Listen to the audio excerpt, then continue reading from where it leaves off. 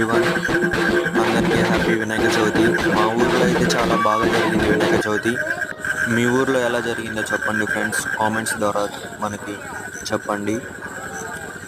ఇంకొకటి, ఇక నుంచి మన ఛానల్స్లోకి కంటిన్యూస్గా వీడియోస్ వస్తాయి. Please do subscribe, like, share. కొంచెం మీరు సపోర్ట్ చేయండి గాయ్స్.